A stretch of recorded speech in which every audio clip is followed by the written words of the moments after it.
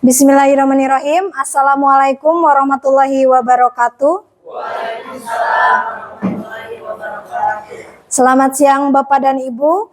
Terima kasih atas kehadirannya. Perkenalkan Bapak Ibu, saya di sini selaku calon guru penggerak dari angkatan 10 yang akan mencoba memaparkan terkait budaya positif di sekolah.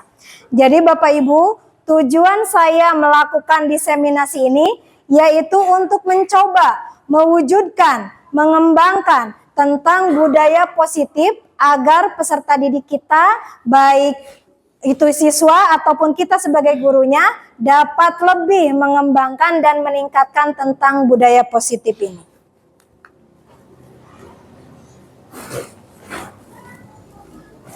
Nah ini Bapak Ibu, kegiatan ini dilakukan sebagai bentuk aksi nyata saya dalam mengikuti kegiatan Diklat Guru Penggerak dalam hal diseminasi menumbuhkan budaya positif di SD Negeri Toblong 2. Apa latar belakangnya saya mengambil ini Bapak Ibu? Latar belakangnya yaitu bahwa sekolah adalah institusi untuk pembentukan karakter peserta didik. Kemudian, makna pendidikan menurut Ki Hajar Dewantara adalah menuntun segala kodrat yang ada pada anak agar mencapai keselamatan dan kebahagiaan yang setinggi-tingginya.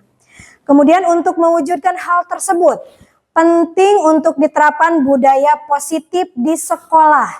Budaya positif merupakan wujud keyakinan dan kesepakatan kelas juga kesepakatan sekolah.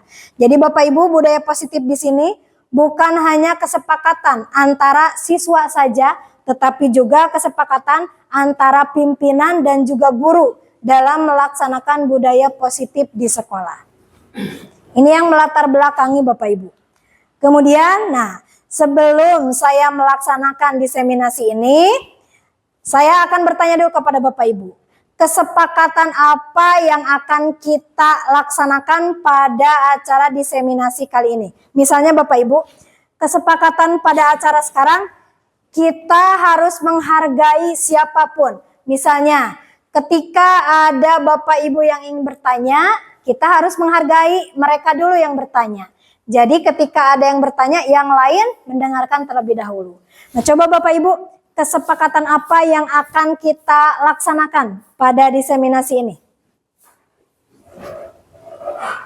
Menyimak pemaparan ini Bu dengan selesai. Iya, saya tulis di sini ya. Akan. Yang kedua, menyimak pemaparan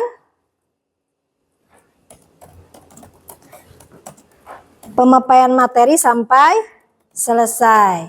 Kemudian apa lagi? Belajar tepat waktu. Belajar tepat waktu. Takutnya lebih ya Bu ya waktunya ya. Belajarnya tepat waktu. Jadi diseminasinya harus tepat waktu ya. Sesuai dengan yang kita sepakati. Kemudian apa lagi Bapak dan Ibu? Ada lagi? Memberi kebebasan untuk berpendapat. Iya, memberi kebebasan untuk berpendapat. Jadi nanti Bapak dan Ibu bebas berpendapat terkait budaya positif yang nanti akan kita bahas.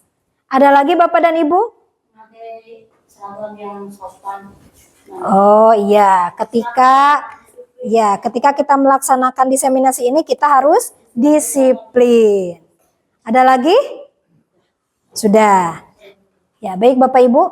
Jadi pada diseminasi kali ini kesepakatannya bahwa yang pertama kita akan menghargai siapapun dalam kegiatan diseminasi ini. Yang kedua, harus menyimak pemaparan materi sampai selesai. Jadi tidak boleh ada yang pulang duluan. Harus sampai selesai. Yang ketiga, belajar tepat waktu. Jadi misalnya kita menyepakati kegiatan ini selama 1 jam. Jangan sampai 30 menit atau lebih dari 1 jam. Jadi kita harus menyepakatinya. Yang keempat, memberi kebebasan berpendapat. Kemudian yang kelima, harus disiplin. Ini kesepakatannya Bapak Ibu ya, dalam forum diseminasi ini.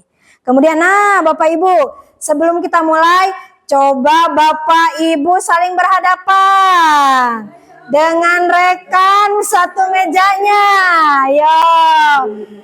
Ayo saling berhadapan. Kenapa saling berhadapan? Coba. Nah, sebelum memulainya, yuk senyum selama 30 detik. Ayo Bapak Ibu, wajahnya jangan sambil masam, jangan sambil muram. Senyum selama 30 detik. Nah, ya sudah Bapak Ibu. Kenapa Bapak Ibu harus senyum selama 30 detik? Apa ya hubungannya dengan budaya positif? Senyum. Iya, karena salah satu budaya positif yaitu memberikan senyuman, menyapa. Jadi sebelum kegiatan ini harus senyum dulu. Jangan sambil musam. Berarti budaya positifnya sudah akan mulai dilaksanakan. Yang pertama, kita harus mengetahui dulu apa itu budaya positif. Budaya positif, Bapak Ibu, merupakan sebuah konsep yang mengacu pada pola-pola perilaku, nilai-nilai, norma-norma, dan sikap-sikap yang mendukung pertumbuhan individu atau kelompok. Ini berdasarkan yang mempengaruhi budaya positif ini yaitu berdasarkan pendidikannya, agamanya, tradisinya, dan juga sejarahnya. Misalnya Bapak Ibu, seseorang yang memiliki pendidikan yang berbeda, maka budaya positif yang dimunculkan juga akan berbeda. Terkadang yang pendidikannya lebih tinggi, wajahnya lebih masam. Kenapa? Karena banyak sekali pikirannya, banyak sekali permasalahan yang harus mereka hadapi. Tapi terkadang juga yang pendidikan rendah, tersenyum lebar. Seperti senang. Kenapa? Beban yang dipikulnya itu sedikit. Tidak seperti yang pendidikannya lebih tinggi. Kemudian, karakteristik apa yang ada pada budaya positif? Yang pertama, ketika kita melakukan budaya positif, itu adanya keterbukaan dalam diri kita. Kita terbuka untuk menerima kebudayaan yang ada. Kemudian empati, adanya rasa empati yang mendorong diri kita untuk melakukan budaya positif. Yang ketiga, kolaborasi. Jadi dalam budaya positif ini adanya kolaborasi, kerjasama. Nah, kita kan sebagai guru berkolaborasinya dengan siapa? Dengan murid, siswa, dengan orang tua tentunya. Jadi dari kolaborasi tersebut maka akan tercipta budaya yang positif. Yang terakhir adanya keseimbangan. Budaya positif ini mempromosikan keseimbangan antara bekerja keras dan bersantai. Kemudian individu dihargai atas usaha kerasnya. Ini adanya keseimbangan. Berarti ketika kita sudah melakukan kerja keras, ketika kita sudah melakukan pembelajaran dengan sangat baik, maka hasilnya juga tidak akan mengkhianati perjuangan kita. Nah, itu adanya keseimbangan. Kemudian Bapak Ibu, dilanjutkan, seorang guru yang baik harus memiliki kemampuan dalam mewujudkan budaya positif di sekolah.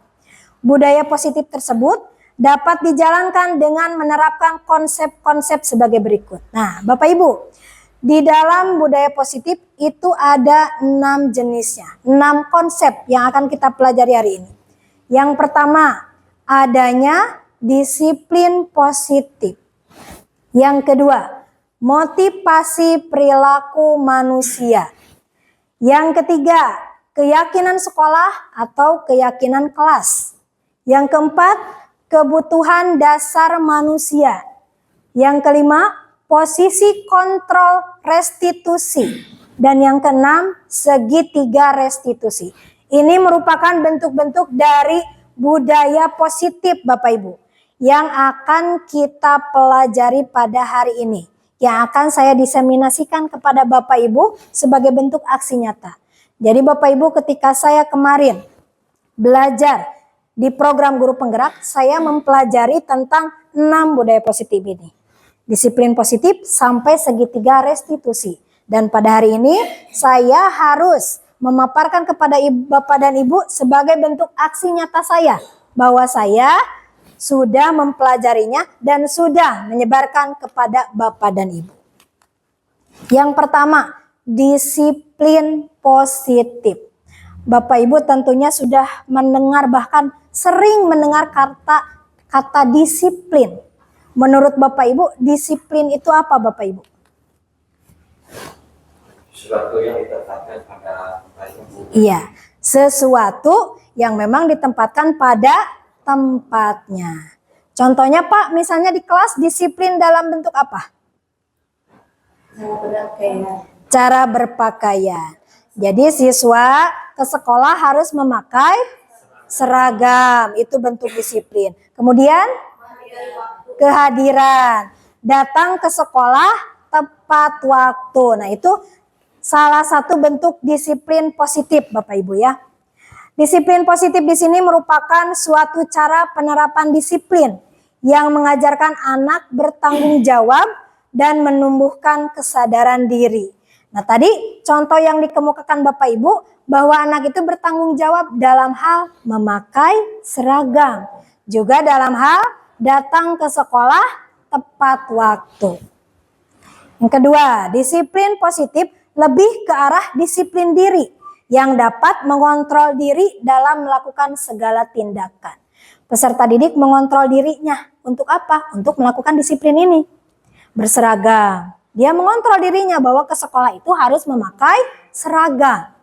Kemudian, ke sekolah itu datangnya harus tepat waktu. Artinya dia harus mengontrol dirinya. Jangan sampai datang ke sekolah, tenang saya ngantuk, tidur dulu saja. Berarti siswa tersebut belum bisa mengontrol dirinya untuk pergi ke sekolah. Yang terakhir, disiplin diri dalam membuat murid memahami dan menyadari berdasarkan motivasi internal, bukan akibat paksaan. Artinya Bapak Ibu, bahwa disiplin ini harus keluar, harus muncul dari dalam diri peserta didik. Karena ketika kita memaksakan kepada peserta didik, hasilnya itu tidak akan optimal. Seperti muncul dari dalam diri sendiri. Ketika kita memaksakan, terkadang anak-anak itu merasa terpaksanya itu hanya beberapa saat karena terpaksa. Tetapi ketika sudah muncul dari kesadaran diri sendiri, baik cara berpakaian, datang ke sekolah tepat waktu, maka itu akan dilakukan secara terus-menerus, rutin, tanpa ada paksaan. Kemudian disiplin positifnya di sekolah sekarang yang sedang digaung-gaungkan Bapak Ibu bahwa peserta didik tentunya harus memiliki karakter sesuai dengan profil pelajar Pancasila. Coba Bapak Ibu, dari ke-6 profil pelajar Pancasila ini, Bapak Ibu bisa tidak menyebutkan karakter atau disiplin apa yang muncul dari siswa dari ke-6 profil pelajar Pancasila ini? Dari salah satunya misalnya. Ada beriman, bertakwa kepada Tuhan Yang Maha Esa, dan berakhlak mulia. Contoh disiplin positifnya apa Bapak Ibu? Nah, bagus. Jadi di sekolah Bapak Ibu pasti semuanya sudah melaksanakannya, yaitu berdoa sebelum dan sesudah pembelajaran. Kalau mandirinya di kelas, karakter apa yang dimunculkan? Melaksanakan tugas secara mandiri, tidak dibiasakan menyontek melihat pekerjaan temannya. Berkebinakaan global. Mampu bersosialisasi. Iya, mampu bersosial. Kemudian bergotong royong. Piketnya selalu dilaksanakan secara bergotong royong. Kreatif. Menghasilkan sesuatu, ya.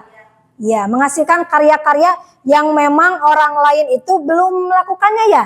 Terkadang ada siswa yang di luar dugaan kita. Kita misalnya mengingat anak, sudah saja anak membuat bentuk bunganya seperti ini. Alhasilnya di akhirnya kok bunganya lebih bagus dari kita. Bahkan bentuknya lebih rapi. Berarti anak itu memiliki kreativitas dalam kehidupannya. Bernalar kritis. Mampu mengungkapkan pendapat. Iya, mampu mengungkapkan pendapat. Misalnya Bapak Ibu ya, ketika misalnya anak-anak memakan satu bala-bala misalnya. Anak ini mampu bernalar kritisnya, bala-bala ini dibuat dari bahan apa ya? Bagaimana cara menggorengnya ya? Sehingga bala-bala ini terasa renyah, terasa enak. Kemudian dari matematika misalnya. 2 kali 2 adalah 4. Oh, dari mana ini 4? Kenapa bisa dihasilkan 4? Dia mampu bernalar. Dari mana ini hasilnya? Bagaimana jalannya? Bisa dengan 2 permen. Di penjumlahan ini ya, penjumlahan berurutan 2 kali 2, 2-nya ada 2. Bisa 2 permen ditambahkan dengan 2 permen. Bisa juga dengan pengurangan misalnya. Itu bisa juga. Yang kedua, ada motivasi perilaku manusia. Jangankan siswa Bapak Ibu, kita juga sebagai guru tentunya selalu ada motivasi dalam melakukan sesuatu. Karena kita manusia. Nah, di sini ada 3 motivasinya.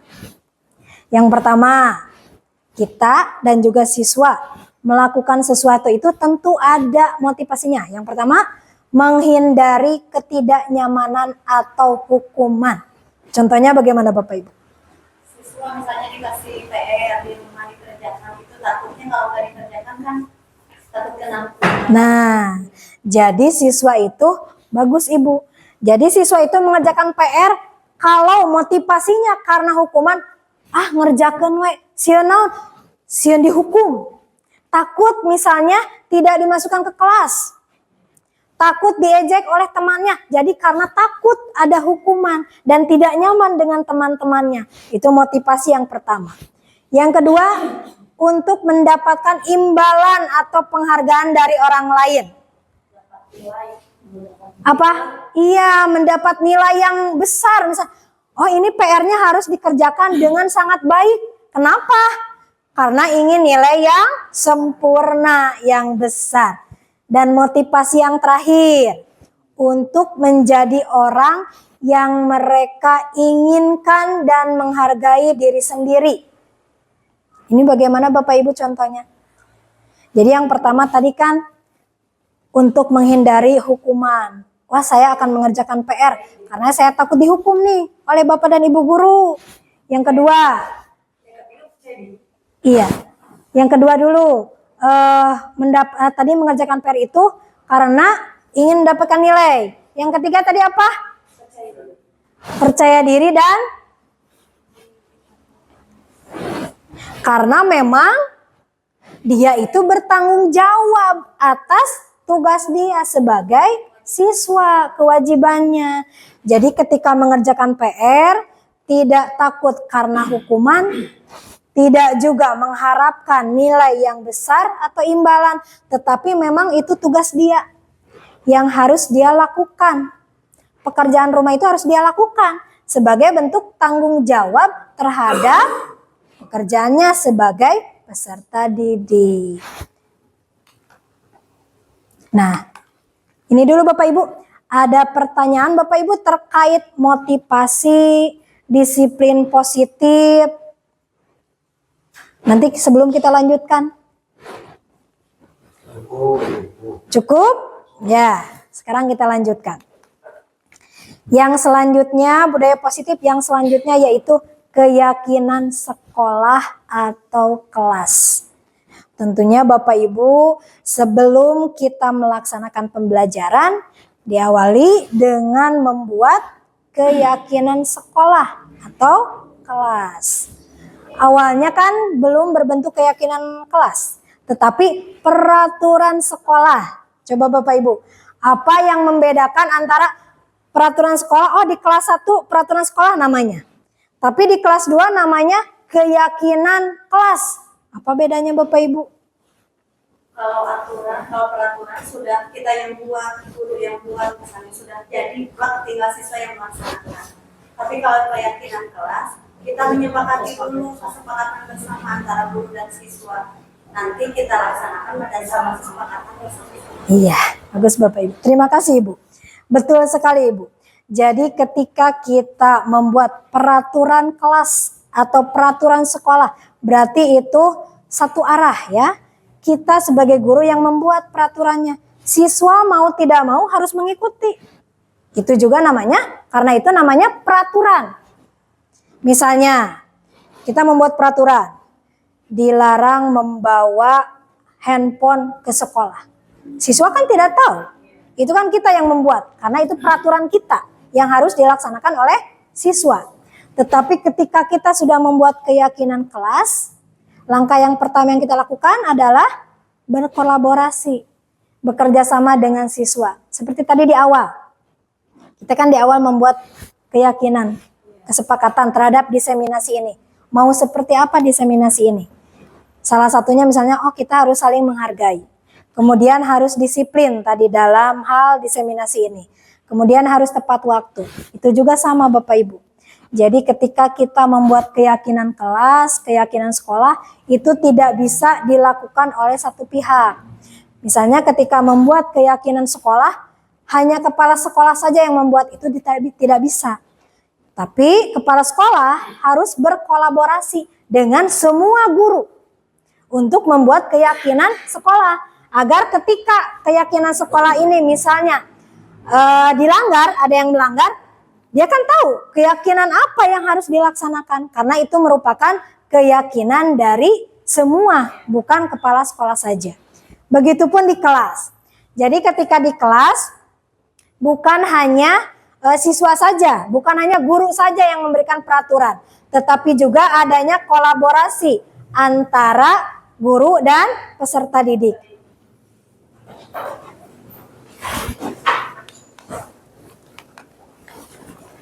Kita lanjutkan Bapak Ibu ya.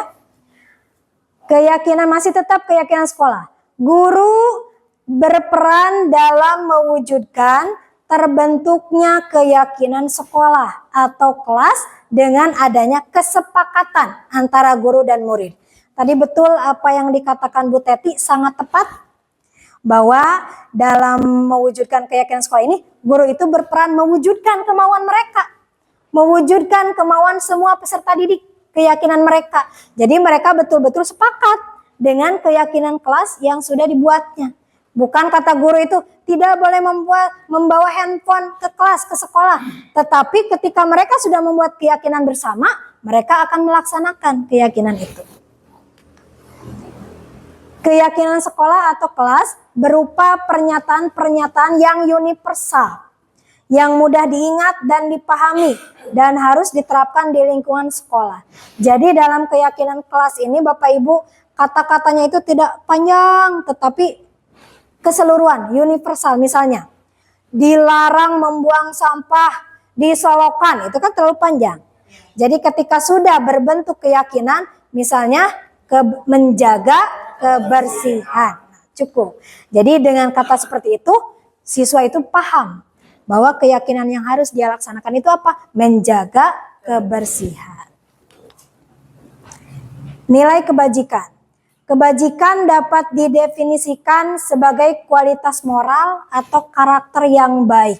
Jadi kebajikan ini adalah kualitas moral kita, karakter kita, tapi karakter yang baik.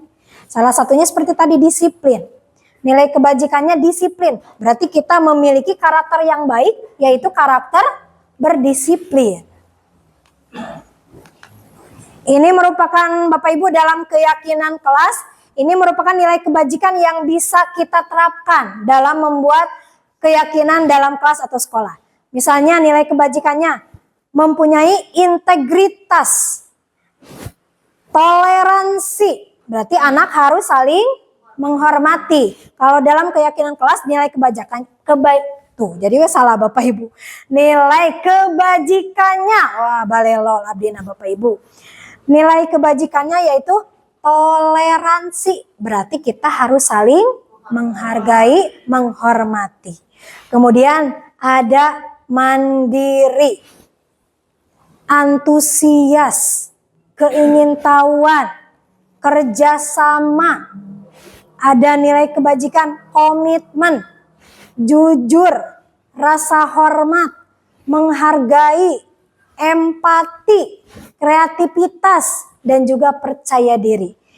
Ini merupakan sebagian kecil Bapak Ibu dari nilai kebajikan. Sebetulnya nilai kebajikan itu sangat banyak. Tapi ini sebagian kecil yang bisa kita terapkan dalam membuat keyakinan di kelas ataupun di sekolah. Ini adalah contoh Bapak Ibu, contoh keyakinan sekolah atau kelas yang bisa kita buat. Misalnya ada keyakinan kelas 9C. Apa keyakinannya? Bekerja sama menjaga kebersihan. Kemudian apalagi katanya? Saling peduli, menghargai, dan membantu. Kemudian mengerjakan tugas tepat waktu. Nah, kalau yang sebelah kanannya, keyakinan kelas. Wah, katanya ya kalau yang sebelah kanannya setiap anggota kelas harus belajar, harus senang, melakukan tugas, saling menghargai, merasa aman. Nah, nanti Bapak Ibu bisa memilih. Apakah mau membuat keyakinan kelas itu dengan nilai kebajikan yang tidak terlalu panjang ya kata-katanya, tetapi langsung mengena pada tujuannya. Bahwa keyakinan kelas itu disiplin, jadi harus mengena. Disiplin dalam berpakaian misalnya. Ini contohnya Bapak Ibu. Nah Bapak Ibu, sekarang kita ice breaking dulu ah. Bapak Ibu berdiri dulu. Supaya otak kita tidak stres. Dari tadi terus materi dan materi. Coba. Sekarang kita ice breaking dulu. Ice breakingnya Bapak Ibu. Pernah tidak Bapak Ibu ice breaking tentang ganjil genap? Ini harus dilakukan berpasangan. Ayo Bapak berpasangan. Ya, ayo berpasangan. Jadi ini nama permainannya, nama ice breakingnya yaitu ganjil genap. Harus ada kolaborasi Bapak Ibu antara satu rekan dengan rekan yang lainnya. Begini permainannya Bapak Ibu. Bapak Ibu saling berhadapan. Kalau anak-anak seperti permainan tatusting, tapi ini bukan tas tuting ya, kertas batu gunting bukan. Gini Bapak Ibu, ketika saya mengatakan ganjil, misalnya Bu Nopia adalah ganjil. Saya mengatakan ganjil, Bu Nopia harus memegang tangan temannya yang genap. Tapi yang memiliki angka genap, ayo cepat menghindar. Ketika Bu Nopia kena tangannya, Bu Nopia yang menang. Siap Bapak Ibu? Coba buat kesepakatan dulu. Siapa yang ganjil, siapa yang genap. Nah, ini kan kesepakatan ya. Walaupun dalam ice breaking ada kesepakatan yang harus kita buat. Siap Bapak Ibu? Tangannya jangan di belakang, tapi siap di depan. Siap. Tangkap tangannya ya. Ketika saya mengatakan genap, berarti yang genap harus menangkap tangan yang ganjil. Yang ganjil harus menghindar. Siap? Siap Bapak Ibu? Konsentrasi. Ganjil genap itu ada tingkatannya. Ada tingkatan SD, SMP, SMA. Sekarang kita baru SD dulu. Siap? Sudah sepakat ganjil genapnya? Pak Dawan sepertinya sudah mengincar tangan Bu Widya. Siap? Ya, yang menangkap itu yang disebutkan oleh saya. Genap, berarti yang genap harus menangkap. Siap? Sabar Pak Dawan, sabar. Siap? Siap? Ganjil? Bu Nopi belum konsentrasi, belum siap. Coba. Ya, ulangi. Siap. Siap, Bapak Ibu siap. Siap? Genap. Mana yang kesepakatannya yang genap mana? Yang ditangkap bukan tangan ini ya Bu, tapi kepalanya. Tangkap. Iya. Sekali lagi. Siap. Ganjil. Nah, Bapak Ibu, itu untuk tingkat SD. Sekarang naik level lah, tingkat SMP. Bagaimana ya? Masih sama ganjil genap, tapi ini penjumlahan. Jadi Bapak Ibu harus menjumlahkan dulu. Hasilnya itu ganjil atau genap. Ketika hasilnya ganjil, yang ganjil nanti menangkap. Siap. Siap Bapak Ibu, konsentrasi. 1 ditambah belum. 1 ditambah 5.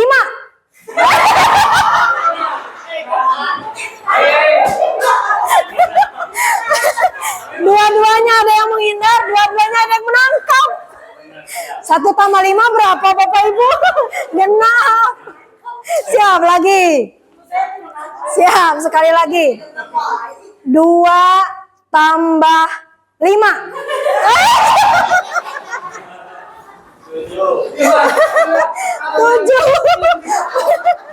Berarti yang ganjil yang harus menangkap. Ya Bapak Ibu, terima kasih Bapak Ibu. Nah itu Bapak Ibu ya, supaya kita fokus kembali.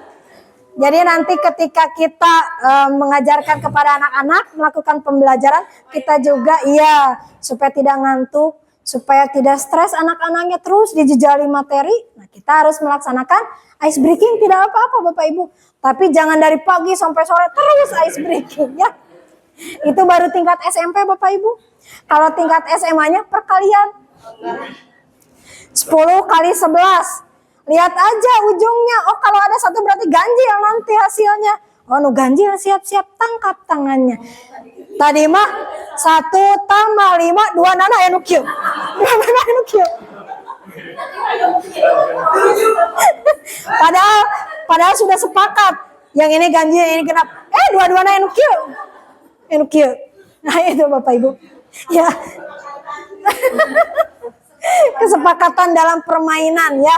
Samanya dengan kesepakatan. Lanjutkan Bapak Ibu. Yang selanjutnya, setelah keyakinan kelas, budaya positif yang selanjutnya yaitu kebutuhan dasar manusia. Kita sebagai manusia, siswa juga sebagai manusia, tentunya harus atau butuh memiliki kebutuhan dasar. Apa saja kebutuhan dasarnya? Mencintai. Oh, mencintai. Pak Asep perlu gitu dicintai? Butuh. Iya. Itu merupakan salah satu kebutuhan. Kita lihat apakah betul tidak ada kebutuhan harus dicintai, disayangi. Pernyataannya, ketika seorang murid melakukan suatu perbuatan yang bertentangan dengan nilai-nilai kebajikan atau melanggar peraturan, hal itu sebenarnya dikarenakan mereka gagal memenuhi kebutuhan dasar mereka. Jadi ketika kita menemukan siswa kita yang melakukan atau bersikap di luar yang kita kehendaki, sebetulnya itu mereka belum terpenuhi kebutuhannya. Ada yang masih kosong di dalam dirinya. Ada kebutuhan yang memang belum terpenuhi oleh anak tersebut. Jadi dia melakukan sikap ataupun tindakan yang kadang di luar keinginan dia. Di luar keinginan kita. Karena kebutuhan dasar hidupnya sebagai manusia ada yang belum terpenuhi. Tetapi ketika Bapak Ibu siswa sudah terpenuhi semuanya, apakah akan melakukan tindakan di luar yang positif? Tentunya tidak, karena semua sudah terpenuhi.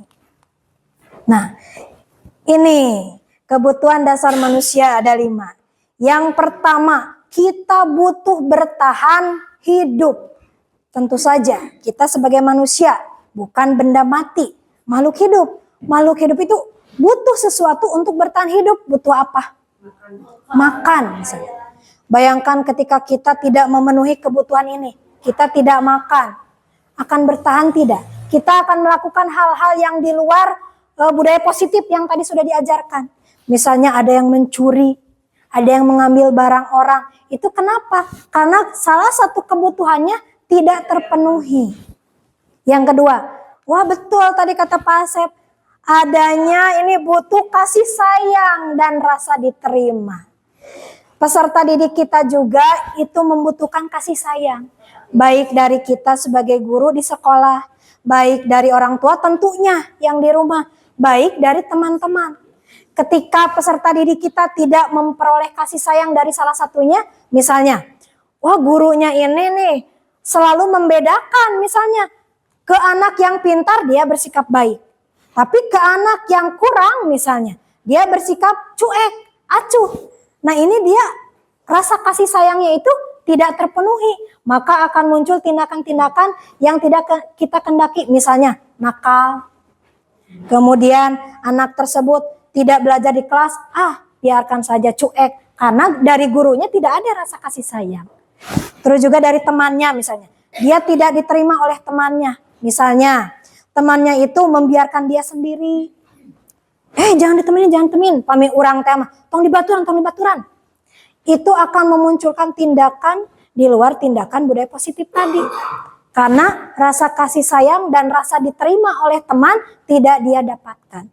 Akhirnya dia ada yang misalnya menjahili temannya atau bertindak emosi yang tidak terkendali oleh kita. Itu. Yang ketiga, penguasaan. Kita membutuhkan penguasaan. Saya sekarang di depan, saya membutuhkan penguasaan. Untuk apa? Menguasai materi, menguasai Bapak Ibu untuk melaksanakan diseminasi. Bapak Ibu juga tentu harus memiliki penguasaan di kelas. Kebebasan. Kita pasti ingin merasa bebas. Bebas dari tugas misalnya siswa. Atau bebas dari hal-hal yang membuat dia itu terasa terkekang. Dia perlu kebebasan. Dan yang terakhir tentunya juga harus senang. Kita harus senang, siswa harus senang. Ketika sudah terpenuhi 5 kebutuhan ini, maka budaya positif tadi yang akan kita terapkan itu akan dapat diterima oleh siswa dan juga diterima oleh kita. Tetapi jika salah satunya tidak atau belum terpenuhi, misalnya saya, Bapak Ibu, belum terpenuhi rasa senangnya. Ketika ke sekolah, mengajar bagaimana? Marah-marah, kemudian jenuh, males, ngajar asal aja. Anak-anak buka halaman sekian, udah dibiarkan. Salah satunya karena belum merasa senang, ada masalah di rumah, kesenangannya belum terpenuhi, belum merasa bebas. Kemudian belum, saya tidak, ini seperti anak tadi ya, tidak adanya kasih sayang. Di rumah misalnya sedang bertengkar nih dengan pasangannya, tentunya ke sekolah itu akan ada terbawa. Nah, itu dari kelima kebutuhan dasar manusia ini. Ini contohnya Bapak Ibu. Ada salah satu contoh dari peserta didik. Ibu Tika merupakan guru kelas 6. Sedang bingung menghadapi ulah salah satu murid di kelasnya yang bernama Tommy. Beberapa anak telah mengeluhkan Tommy yang seringkali meminta bekal makan siang mereka dengan paksa. Jika Anda menghadapi seperti Ibu Tika, nah jika kita Bapak Ibu berada pada posisi Ibu Tika, apa yang Anda lakukan? Menurut Anda, kira-kira apa alasan, bukan Doni, Tommy, apa alasan Tommy melakukan hal itu? Sebelum saya buka, coba Bapak Ibu. Ibu Tika, kita bayangkan, kita sebagai guru di kelas 6, Ibu Tika punya anak namanya Tommy. Teman-temannya banyak mengeluhkan kepada kita sebagai gurunya bahwa Tommy itu sering membawa atau mengambil makanan bekalnya. Menurut Bapak Ibu, kalau kita sebagai Ibu Tika, apa yang akan Bapak Ibu lakukan pada Tommy? Bertanya dulu. Apakah akan langsung memberi hukuman? Tidak, tetapi terlebih dahulu bertanya. Kemudian menurut Bapak Ibu, kira-kira kenapa ya Tommy melakukan hal itu? Kurang perhatian. Berarti dari penjelasan awal tadi Bapak Ibu, kebutuhan dasarnya ada yang tidak terpenuhi. Jadi Tommy melakukan hal tersebut karena dari 5 kebutuhan tadi ada yang belum terpenuhi. Ibunya itu masuk DHE. Oh. Ibunya katanya mau masuk rurusuhan cenanya. Lanjut Bapak Ibu ya. Jadi ada banyak alasan mengapa Tommy bisa melakukan hal tersebut. Alasan yang pertama Bapak Ibu, karena mungkin saja Tommy merasa lapar dan orang tuanya tidak membawakannya bekal. Bisa saja kan Bapak Ibu ya, bukan karena Tommy nakal, tapi saya lapar, belum makan dari semalam. Ibu tidak memberikan bekal. Wah ini teman ada makanan, udah ambil saja. Nah itu alasannya lapar. Berarti kebutuhan dasar apa yang belum Tommy penuhi? Bertahan hidup.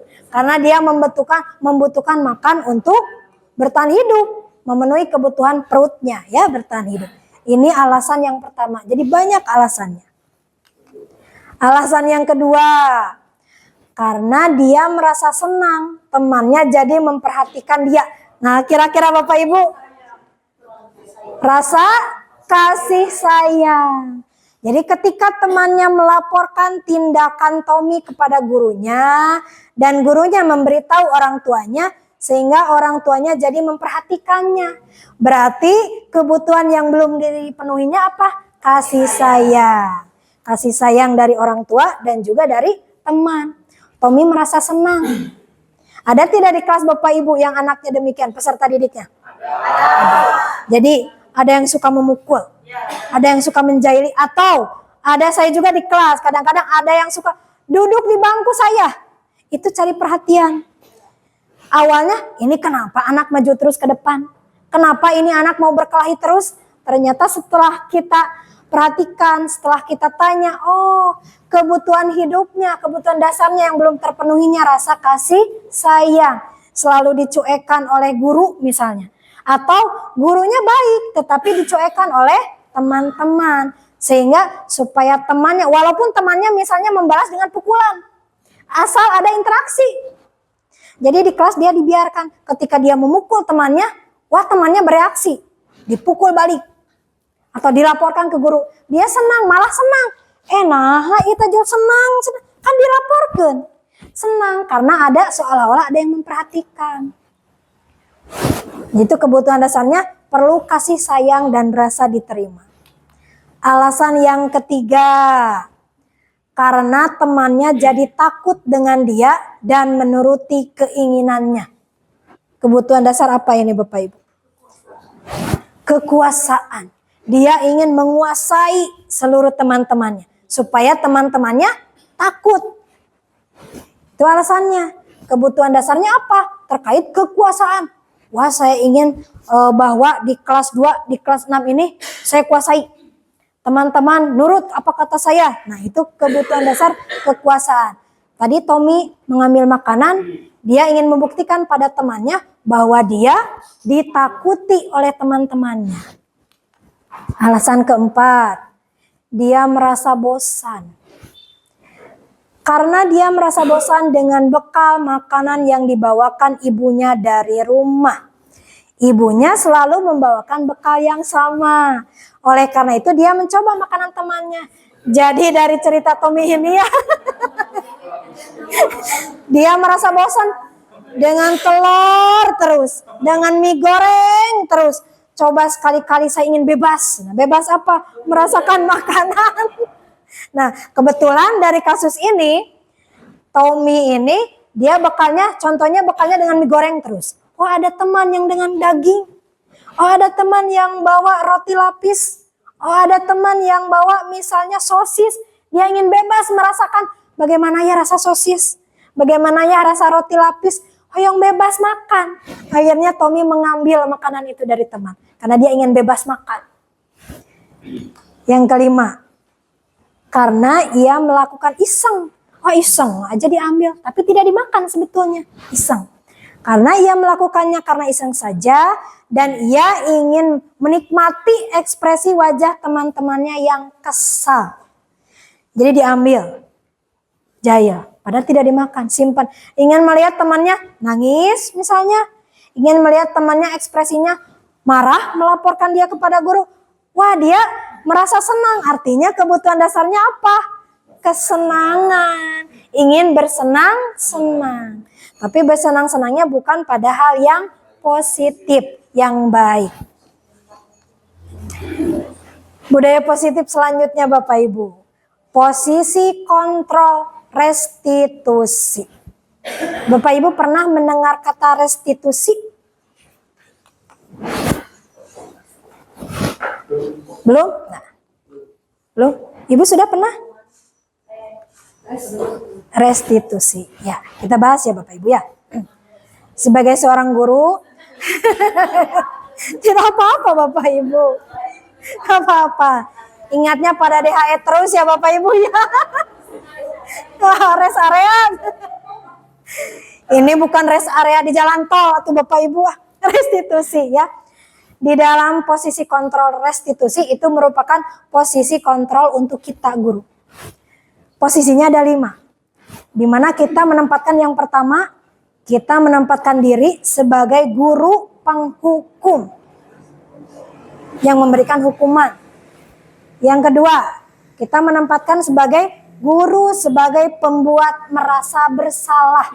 Jadi kita di kelas ada yang menempatkan diri sebagai penghukum, tetapi kadang ini tanpa sadar Bapak Ibu. Jadi Bapak Ibu melakukannya itu tanpa sadar. Penghukum, padahal kan kita tidak mau jadi penghukum. Tapi tanpa sadar kita sudah melakukan hukuman pada siswa. Yang kedua tadi pembuat merasa bersalah. Anak itu merasa jadi bersalah. Oh ya Ibu, saya merasa bersalah, saya minta maaf. Berarti posisi kita sebagai pembuat merasa bersalah. Yang ketiga, sebagai teman. Kita dekat dengan siswa. Tetapi dekatnya itu juga dekat yang dalam taraf-taraf yang wajar, ya, batas-batas kewajaran. Yang keempat, guru sebagai pemantau. Kita memantau kepada peserta didik kita. Yang terakhir, guru sebagai manajer. Coba Pak Billy, di kelas Pak Billy ketika melaksanakan posisi kontrol restitusi sebagai penghukum, contohnya seperti apa? Pak Billy pernah tidak melakukannya? Kalau tidak pernah, coba Pak Billy bayangkan ketika Pak Billy posisinya sebagai penghukum kepada anak. Anu ngahukum, posisi penghukum. Ada Bapak Ibu? Tidak, misalnya ada peserta didik atau siswa yang tidak mengerjakan PR. Ku Ibu dikumahakeun Ibu? Dihukum misalnya. Berarti kita itu memposisikan sebagai diri sebagai penghukum. Kalau yang kedua, kita bertanya. Bapak Ibu pastinya bertanya kepada siswa. Sehingga siswa itu merasa, oh ya Ibu, saya salah. Nah, berarti posisi kita itu sebagai pembuat merasa bersalah. Gitu Bapak Ibu. Kalau ini Bapak Ibu, guru sebagai pemantau.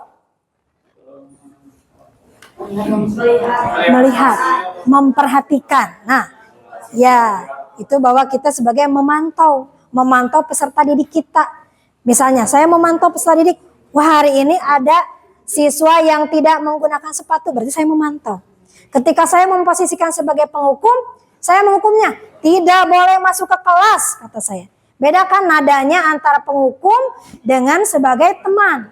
Saya katakan pada siswa tersebut, kamu tidak boleh masuk kelas karena tidak menggunakan sandal. Berarti saya sebagai penghukum.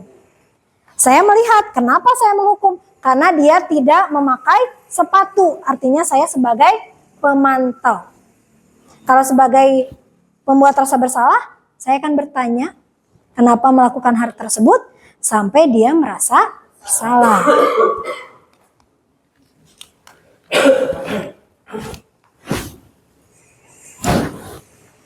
Ini contoh 5 posisi kontrol yang kita lakukan di kelas. Sadar tidak sadar, Bapak Ibu tentunya pernah melakukan kelima hal tersebut.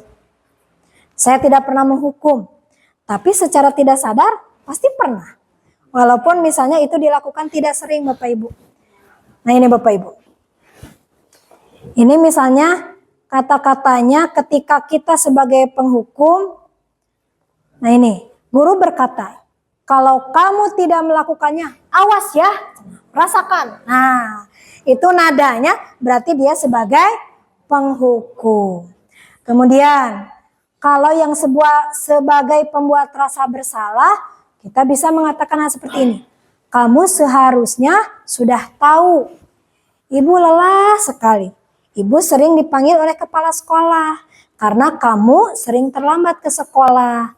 Kamu tidak kasihan pada ibu. Nah, jadi seolah-olah guru ini membuat anak itu, oh iya saya bersalah. Membuat guru saya dipanggil oleh kepala sekolah karena saya sering terlambat misalnya. Jadi kata-katanya seperti tidak menghukum. Kalau menghukum itu langsung, awas kamu. Nah itu menghukum. Kalau ini, kamu tidak kasihan pada ibu, pada bapak. Ibu lelah dipanggil oleh kepala sekolah karena perbuatan kamu. Jadi dia merasa, oh iya ya, saya bersalah karena membuat ibu dan bapak guru saya terus dipanggil oleh kepala sekolah. Kemudian sebagai teman, ayolah, kayak tadi ya, tidak memakai sandal. Pak Dawam misalnya ke siswanya. Tapi Pak Dawam memposisikan sebagai teman. Ayolah, lakukan demi Bapak. Masa kamu tidak mau memakai sepatu ke sekolah? Nah, itu sebagai teman. Jadi kita ngobrol seperti kepada teman. Kalau sebagai pemantau, Bu Nopi memantau. Oh, ada yang bawa HP ke sekolah, ke kelas. Padahal itu tidak boleh misalnya ya. Kalau sebagai pemantau, Bu Nopi tanya, apa peraturannya? Kenapa bawa HP? Dari mana Bu Nopi tahu bawa HP? Kan memantau. Jadi yang bisa ditanyakan, apa peraturannya? Sebagai manajer. Kalau sebagai manajer, kita menanyakan. Yang seperti di awal tadi, membuat keyakinan kelas. Kita sudah membuat di kelas keyakinan kelas. Kalau sebagai manajer, ini akan mengelola. Mengelola terhadap sikap yang dilakukan oleh peserta didik. Guru akan bertanya, apa yang kita yakini? Karena kan sudah membuat keyakinan kelasnya. Anak nanti akan menyadari, oh iya, bahwa saya sudah melanggar keyakinan dengan membawa HP. Kemudian, apa yang bisa kamu kerjakan untuk memperbaiki masalah ini? Itu sebagai manajer. Jadi ditanya dulu dari awal, kenapa bawa HP? Kemudian keyakinan apa yang sudah dilanggar. Terus juga apa yang bisa dilakukan untuk memperbaiki kesalahan anak tadi. Kalau penghukum langsung dihukum. Kalau pembuat rasa bersalah dengan kata-kata seperti tadi ya, membuat anak dia merasa bersalah. Itu Bapak Ibu. Pastinya Bapak Ibu pernah melakukannya ya. Iya, pastinya kita semua iya. Tanpa disadari, kalau posisi manajer ini pasti disadari. Karena apa? Karena kita mengelola. Karena kita melakukan pengaturan kepada peserta didik. Ini posisi kontrol restitusi. Di antara kelima posisi kontrol tersebut, sebaiknya seorang guru menggunakan posisi kontrol yang mana Bapak Ibu? Manajer. Karena ketika kalau kita memposisikan sebagai kontrol manajer, kita akan bisa mengontrol. Kita akan bisa mengelola kelas dengan baik. Kalau sebagai penghukum, anak bisa-bisa menjauhi kita. Kalau sebagai pemantau saja, nanti tidak akan ada perbaikan seperti yang kita inginkan. Tetapi kalau memposisikan sebagai manajer, nanti akan terkelola dengan baik pembelajaran di dalam kelas. Yang kedua, sebagai manajer, kalau ini ya, kalau posisinya sebagai manajer, guru dapat berbuat sesuatu bersama murid, mempersilahkan murid bertanggung jawab, dan mendukung murid dalam menemukan solusi. Jadi guru bersama dia belajar, kemudian membuat dia bertanggung jawab atas pembelajaran yang dilakukan, dan juga ketika menemukan masalah akan menemukan solusi bersama-sama.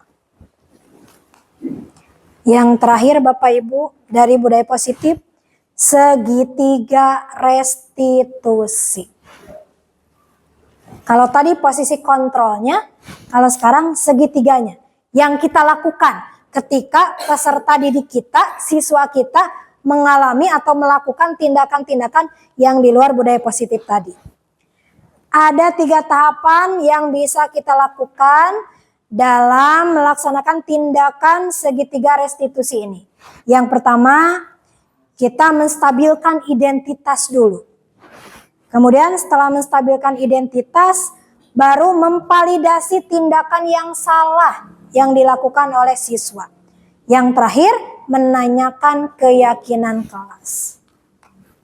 Ini, dalam menstabilkan identitas, ini dilakukan berdasarkan prinsip bahwa membuat kesalahan adalah bagian dari proses pembelajaran. Jadi Bapak Ibu tidak langsung menghukum bahwa ini kamu salah. Tapi ini merupakan proses dari pembelajaran. Kemudian kata-kata apa ya yang bisa kita ungkapkan, utarakan kepada peserta didik dalam hal menstabilkan identitas? Yang pertama, kita bisa mengatakan kepada peserta didik kalau peserta didik melakukan kesalahan ya. Berbuat salah itu hal yang manusiawi. Atau tidak ada manusia yang sempurna, nak. Atau juga kita pasti bisa menyelesaikan permasalahan ini. Atau bapak ibu atau ibu tidak tertarik untuk mencari tahu siapa yang benar atau yang salah. Atau bapak atau ibu lebih tertarik untuk menyelesaikan masalah. Yang terakhir, kalau kamu menyalahkan dirimu sendiri terus-menerus, apakah kamu bersikap baik pada dirimu sendiri? Tapi saya menyarankan alangkah baiknya Bapak Ibu menggunakan 1, 2, dan 3. Kenapa? Ini kata-katanya akan lebih mengena kepada peserta didik. Jadi ketika peserta didik sudah melakukan kesalahan, kalau Bapak Ibu langsung menghukum, apakah dia akan melaksanakannya, memperbaikinya, atau tidak? Atau sebaliknya, dia akan benci pada kita. Wah, saya benci. Kenapa menghukum terus? Tapi ketika kita menstabilkan identitas dulu, kita stabilkan dulu posisi siswa. Kita tanya dulu, kenapa kamu menggunakan sandal ke sekolah? Pasti siswa menjawab. Misalnya alasannya, oh Bu, karena sepatu saya basah. Saya punya 1 sepatu, kata siswa. Nah, kita stabilkan dengan ini pernyataan tadi. Ya, tidak apa-apa, berbuat salah itu manusiawi. Tidak ada manusia yang sempurna. Kita katakan demikian. Setelah itu, validasi tindakan yang salah. Validasi tindakan salah yang dilakukan berdasarkan prinsip bahwa perilaku berupaya memenuhi suatu kebutuhan tertentu. Jadi sikap yang siswa tunjukkan itu untuk memenuhi kebutuhan. Apa yang bisa kita katakan?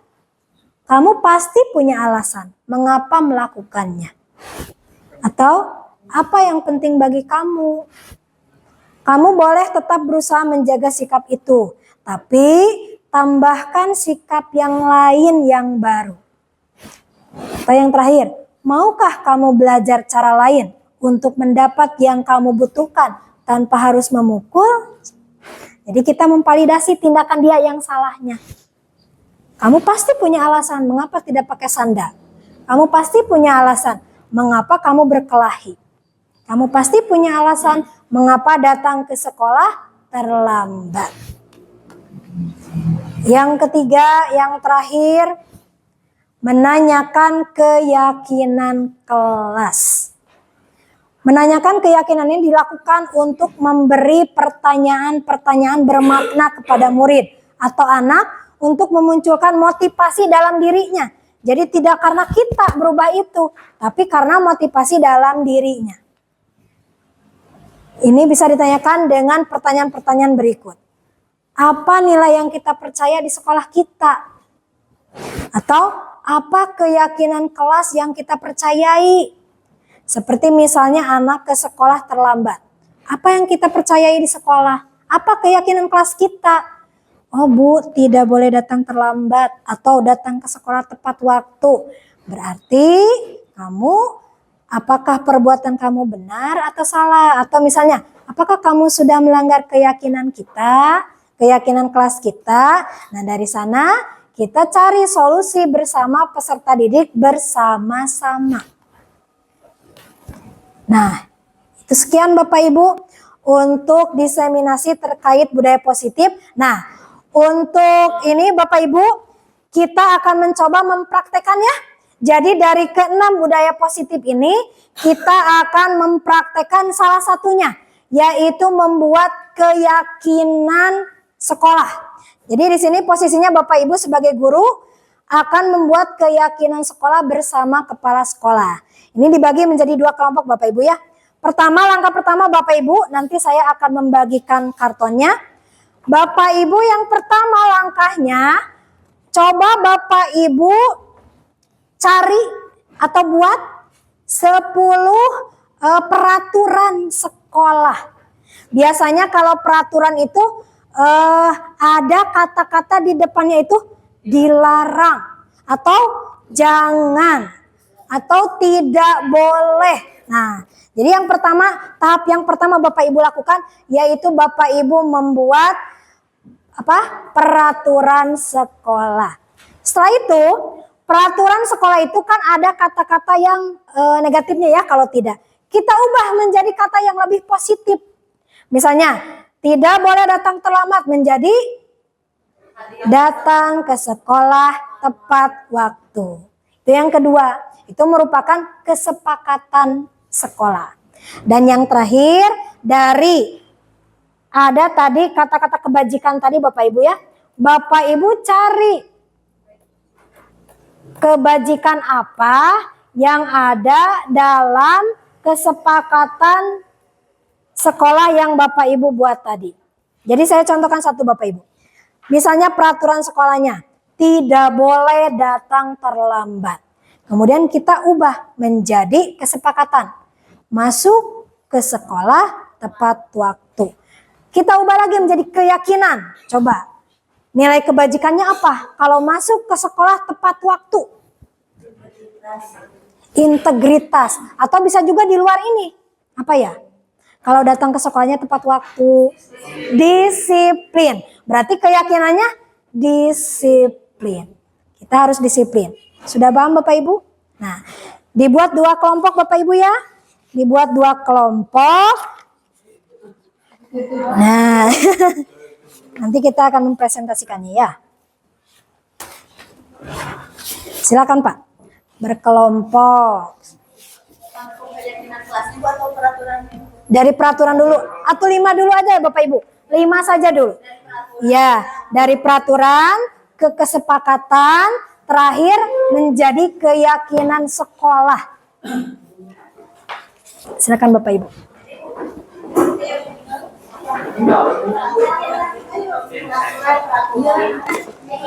Ya. Tapi harus nyambung Bapak Ibu. Tapi harus nyambung antara peraturan, kesepakatan. Jadi semua harus nyambung. Dari peraturan dulu, ya, kesepakatan, kemudian ke keyakinan. Ya.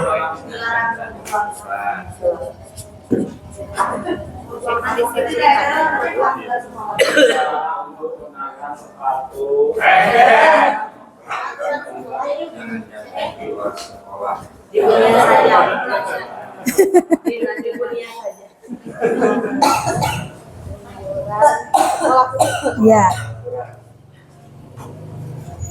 Apa berarti nulis kata yang keyakinan? Ya, misalnya Bu Novia nomor 1 peraturannya apa? Langsung Bapak ubah. Iya. Ya. Nanti kalau di kelas Bapak Ibu itu sebagai ini. Bapak Ibu nanti kalau di kelas itu sebagai tindak lanjutnya ya.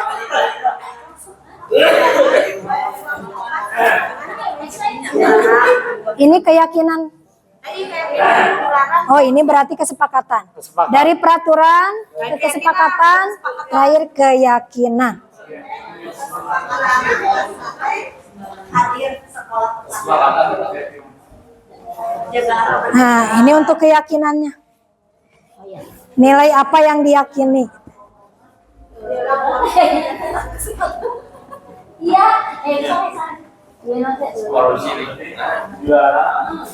keyakinan di dalam keyakinan keyakinan sekolah bukan dilarang membuang sampah pada tempat. ini berarti Coba nilai kebajikannya apa? Membuang sampah pada tempatnya berarti harus apa? Mandiri, Di luar sana juga boleh Ibu. Kalau misalkan tidak ada. Nah, menjaga kebersihan misalnya. Menjaga kebersihan boleh. Kebersihan boleh. buang sekolah yang sudah digunakan dikembalikan kepada tempatnya. berkata jujur, tidak berbalik ketika dulu singkat Alat sarana sekolah yang digunakan disimpan lagi setelah selesai simpan pada tempatnya.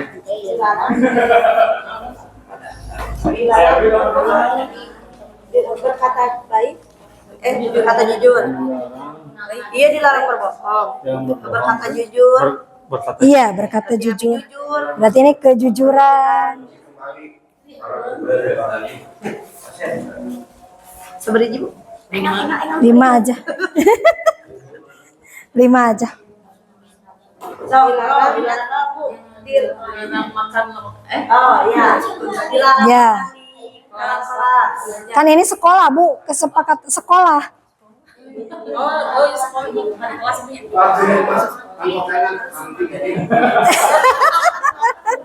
Dianjurkan. Ya. Jadi ini Bapak Ibu, ini peraturan sekolah dulu ya. Peraturan antara guru dan kepala sekolah kita. Nanti untuk tindak kelanjutannya baru nanti Bapak Ibu menularkan kepada peserta didik membuat keyakinan kelas. Ya, betul. Dilarang pakai perhiasan. Jangan membawa handphone. Guru tidak boleh membawa handphone, Bapak. Waktu dia orang kelas. Ya. Datang tepat waktu. Dilarang ini dilarang. Dilarang terlambat. Iya. Berarti apa? Kalau dilarang terlambat, datang tepat waktu, nilai kebajikannya apa? Disiplin. Ini disiplin.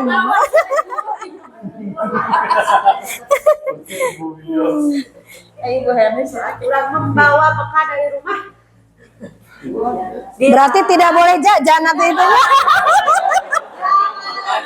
Wah, bahaya. Tidak boleh jajan Pak Asep, bisa.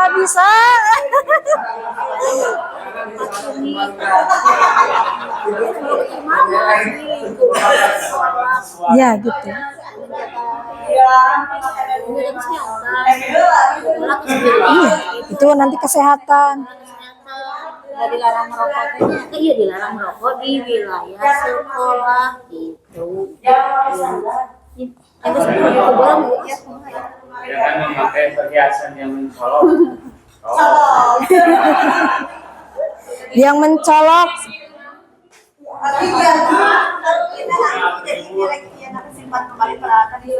Biasakan Ini harus tepat waktu misalnya jadi apa? Keyakinan. disiplin. Ini kesepakatan berarti itunya disiplin. Ya. Ya, nilai kebajikannya apa? Itu berarti nilai kebajikannya apa? Dari peraturan ke kesepakatan ke itu nilai kebajikannya ya. Keyakinan sekolah itu Dilarang memakai baju bebas. harus apa? Menggunakan seragam sekolah.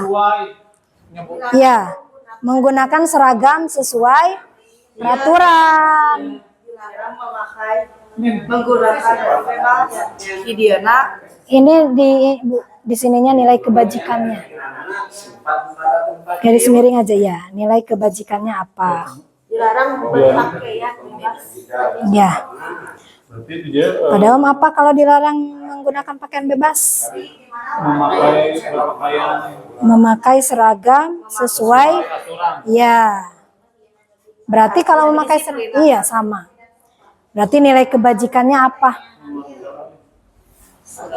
Jadi Bapak Ibu nanti ketika ke depannya yang pertama paparkan peraturan, kemudian paparkan keyakinan kelas dan nilai kebajikannya apa ya.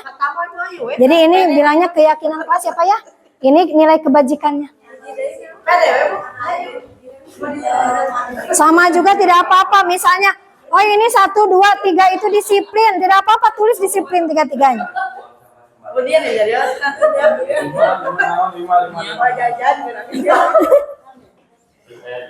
berapa Bu? 5? Ayo cepat satu lagi. Ayo satu lagi. Dilarang bersemangat. dilarang merokok.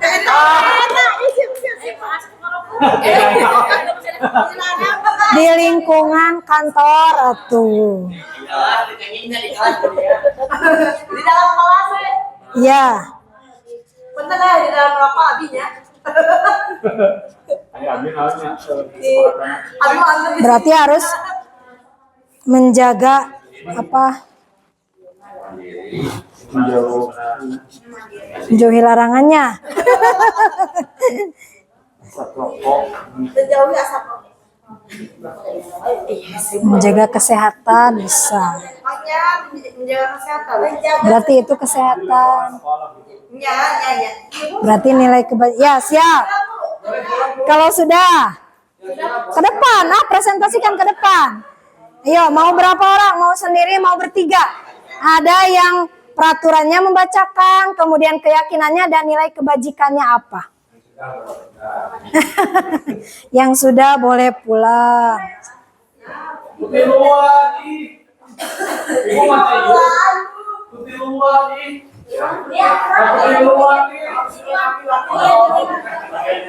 Tiga orang.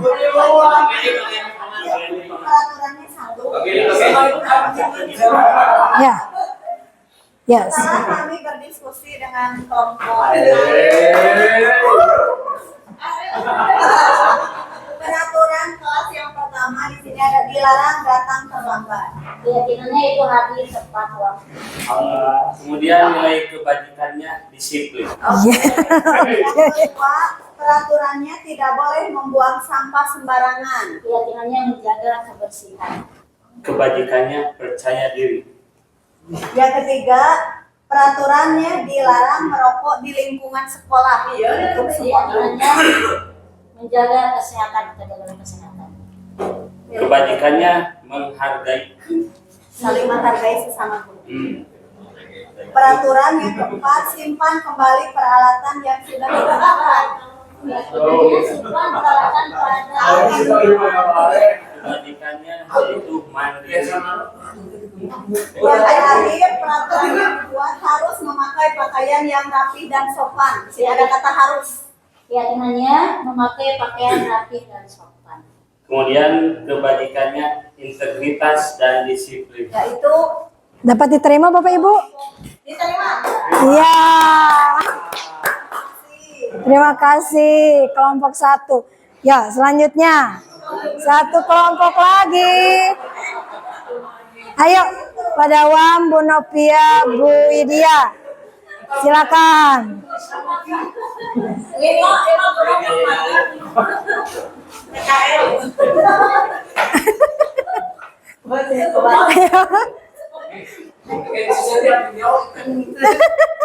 Ya.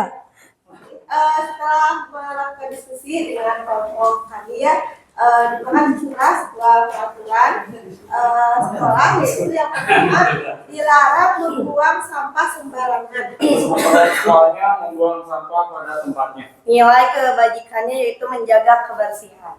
Peraturan sekolah yang kedua yaitu dilarang berbohong. Kesepakatannya berkata jujur. Nilai kebajikannya yaitu kejujuran. Yang ketiga dilarang terlambat. Tidak sesuai. Datang tepat waktu.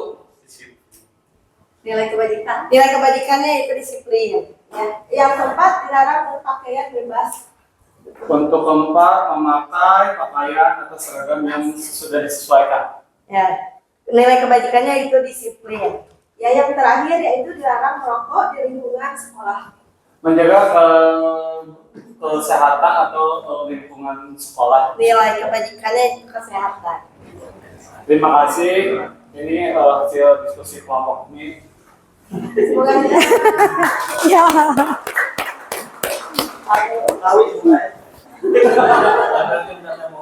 Ya baiklah Bapak Ibu.